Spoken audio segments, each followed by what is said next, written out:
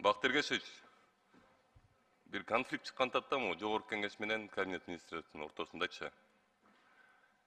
Силер абдан чоң жумуштарды аткарып атасыңар, негизинен элечи. Коррупция менен күрөшүп атасыңар.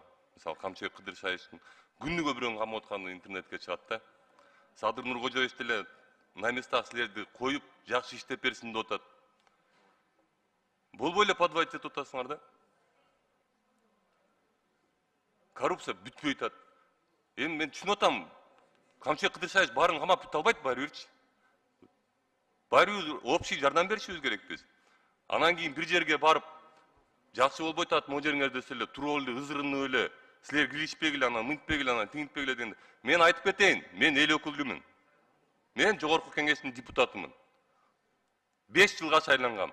Дагы бир жолу айтып кетип атам, мага министрлердин кабинетинен өзүмө лично мага эчтеке кереги жок.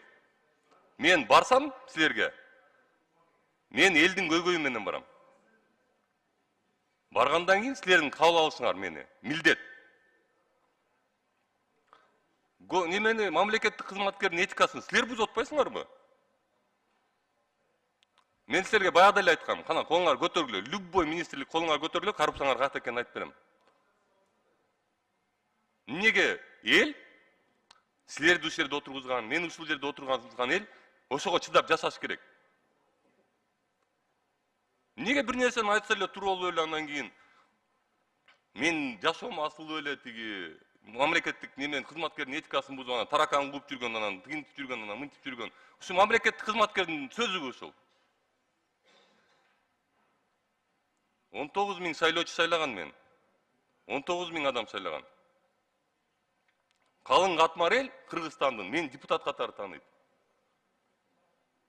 Барам, айтам. Элдин көйгөйү чыктыбы, барам.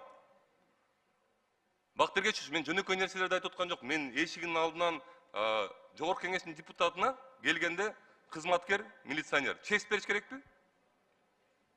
Бериш керек. Мен ал нерселерди айтып аткан жок. Мен мындай жөнөкөй нерселерди айтып аткан жок. Мен кабыл алуу боюнча айтып атам. Мен мамлекеттин кызматкеринин этикасы боюнча айтып атам. Чыгып, ошол ордунан көйгөйлөрдү көргөн боюнча айтып атам мен.